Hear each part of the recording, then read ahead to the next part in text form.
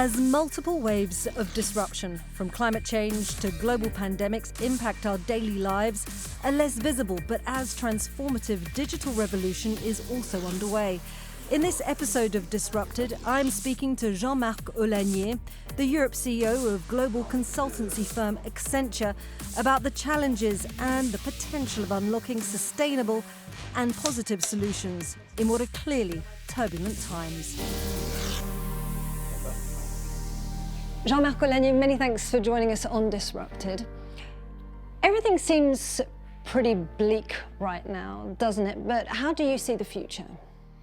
You know, in my role, it's obviously a role where you look at what's going on today, but you also look at what's going on tomorrow. But I think when I look at where we are today versus probably 3, 6 or 9 months ago, where we were very, very focused on the crisis, we are still focused on it, but we are looking more and more about what's next. And that's where I get some optimism around the fact that there will be an end to this crisis, like any crisis. And we need to look at what's next and what the new normal will look like. And we start to learn that there is some good things that will come of this crisis. And I think certainly for business leader like me, I think like for any crisis, there are opportunities that we have to shape, understand, and capture. This seems to be quite fueled by your own personal convictions. Do you generally see an opportunity in a crisis? Yes, I think there is 2 things you know from a crisis. First, there is an end to it, and we should never forget that, especially when we're in the middle of it. But second, every crisis gives you opportunities because a crisis changes things, change market opportunity, change competitive situation, change the behavior of the different stakeholders. And if you understand it right, you shape it right, you position yourself right, you can capture opportunity, and that's very much where we are today. Let's take a big picture view of this, and if we see the world at a sort of a turning point, as it is, I'm going to put you on the spot here. On a scale of 1 to 10, 10 being the optimum, do you think the world is going to go on the right path from now? Yes, I really believe, without being too naive and optimistic, I think we're at crossroads, as you say. I really believe so, that for many reasons I can describe, we have to fundamentally reinvent the way we do business in probably the next decade to come. And the reason are climate change, the reason are technology, the reason are the behavior on the consumer expectation, the stakeholder expectation. We really need to redesign the way we do business to become, in a simple way, more digital for sure, but also more sustainable in order to deal for one of the biggest challenges the planet has to face, which is climate change. So back to my question, on a scale of 1 to 10, do you think the world is going to move in that direction? Yeah, I'm clearly on the 8, 9 to 10 type of zone, I clearly believe that the stars are more and more aligned, that we have to change. The geopolitics is better aligned than ever with the Biden administration coming back to COP21. Employees and citizens are expecting a change. And frankly, the business leaders as well as government are very aligned to say that the way we do business today, the current linear economic model we are currently knowing is not going to be sustainable, and we have to change it. How would you define twin transformation, something that Accenture has defined as a future path forward for the world? Yes, twin transformation is a bit of a brand name we use in order to explain to the community, to the business environment, what are the ingredients required to be successful in this new world. The companies that will master digital technology and the companies that will put sustainability at the heart of their strategy will probably be the winners in this future world. So having a perfect understanding of those 2 trends and those 2 technologies is going to be critical. And then where does Europe stand in terms of this kind of deep global transformation? Because Europe, in terms of sustainability, is a leader. In terms of innovation, it tends to struggle more. I think when I look at it, frankly, Europe has been, when you look at the previous wave of change, which was very digital-driven, tech-driven, there was a view that Europe was a bit behind. Europe invests a bit less, we're a bit behind on the adoption of new technology. And that's, in certain way, we see with COVID, a willingness from Europe to catch up. But there was a kind of little delay compared, especially to China, frankly, more than North America, but also compared to North America. When you look at the second wave of change, which is more sustainability, here Europe is probably a bit ahead. And that's probably one of the benefits from the European company in terms of awareness, first of all, but also in terms of the way they adopt carbon pricing, the way they adopt more sustainable products and services. And that's probably an advantage that the European company should keep leveraging, because today, in the global competition scheme, you need both to be successful. So you have to catch up where you are a bit behind, and you have to leverage where you are strong. And I think that's very much what we have to see in the European landscape.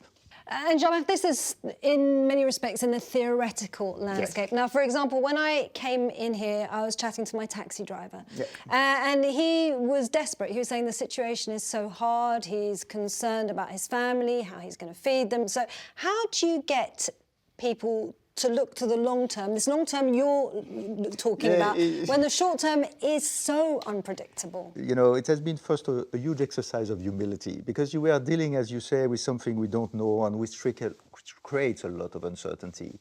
And I call it a bit one foot in today, one foot in tomorrow. So you have to be pretty humble on the one foot in today, because the situation is not easy. The pandemic situation is not fully resolved. There is a lot of uncertainty. So in the foot of today, you have to listen, first of all, to what's going on around you, and try to have some empathy with it, because people, you're right, are dealing with tough situations. But just listening and explaining what's going on is not enough. You need to have a vision, and you need to get the people with you, because, as I say, we need to say there will be an end to this crisis, and there will be opportunity at the end of this crisis, and you need to set a direction as well. Empathy is good, but you need to have a vision on a direction to set, because there is hope out there. And that's where I'm dealing with more the foot into the tomorrow's place. Is my job, like many other leaders, is to understand this new market, this new opportunity, to shape for it, to get prepared for it, and to explain to your team that there are some goodness out there. And yes, we need to continue to deal with the current situation, but we need to start preparing ourselves to that future world. If we look at figures from the World Bank, for example, they show millions of people are going to be plunged into poverty because of the COVID-19 crisis. And so if we look at this vision, this hope you're talking about, when will they actually feel the trickle-down change in their lives that will bring them out of this poverty, out of this recession? No, you're right. I think when you look at it from a macroeconomic standpoint, globalization and business development has allowed many countries to get away from poverty, at quite of a big scale. When you look at the world in the 19th century, in the early of the 20th century, today, it's not perfect by far, but at the end of the day, our job is to ensure more people around the planet participate to the global economy. And I do see, with a more sustainable world as well as a more digital economy, this will give opportunity for more people around there. Many of the emerging economies have already emerged, and they will benefit from what we see tomorrow. But some economy and some countries will have to emerge, and the job is not finished, I will say, in terms of bringing everybody to the global economy. But I think what I can see, which maybe could be unique this time with climate change and the concept of a different type of economy, everybody will have to participate, because we have to change as a planet, not as a single economy or a single country. Everybody will have to contribute to that agenda, because maybe it's not something that happens very often. All of us live in the same planet. We have only one planet, and we need to take care of it. As we look at this future that you can probably see more clearly than many others, in terms of this future, artificial intelligence is going to play a key role. But many people fear artificial intelligence. They fear that relationship between man and machine. Is that fear grounded? We call it probably with the wrong word. Artificial intelligence looks like something in competition with men. We're going to have to rethink the way we split the work between the man and the machine, because the machine will be able to do more things which are, very useful, and the mankind will have to do more added value type of things. But it's not really the man replacing the machine or the machine replacing the man. It's a complementary things that we will have to organize. And successful businesses, successful company will be the one that can specialize the machine where the machines can do the right thing, and specialize the man on the value-added tasks that are bringing better value and better outcome for the customer. And so then if we look at this post-pandemic world, if we continue in the current trend, where's the world going?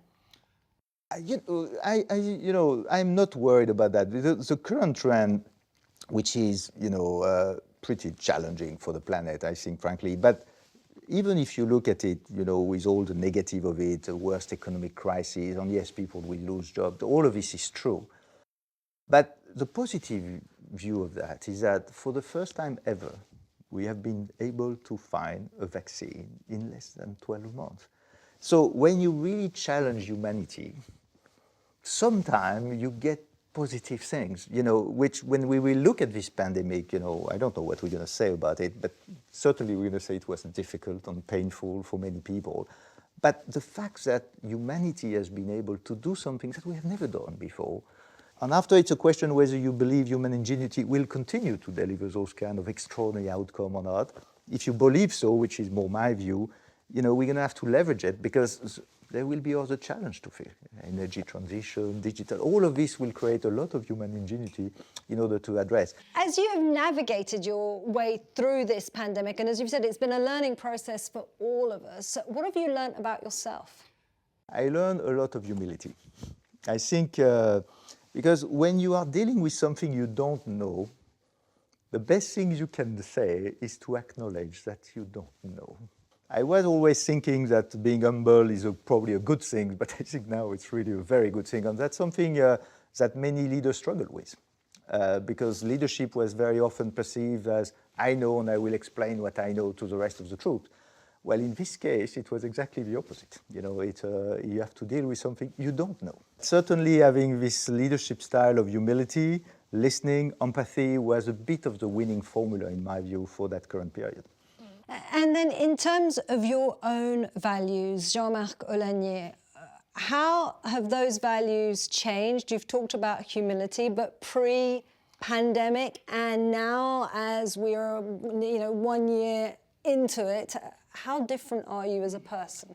For me, to be perfectly candid around what's happened, is this period of lockdown. Many countries have been through lockdown a month or two. For me, it has been like 3 months.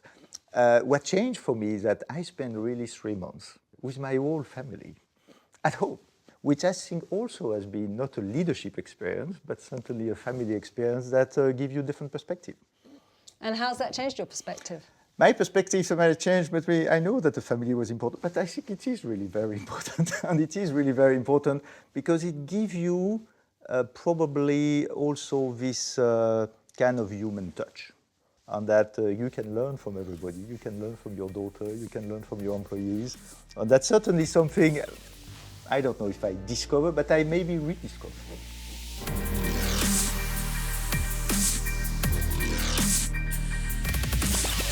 And so, as we were saying, part of your job in some respects is trying to foresee and shape the future. So if you were to give a piece of advice for people who are looking to this future that does seem very uncertain, what would it be? I am an engineer by background, which means that I am curious. And I think curiosity is important because we are in a world of where a lot of innovation are happening.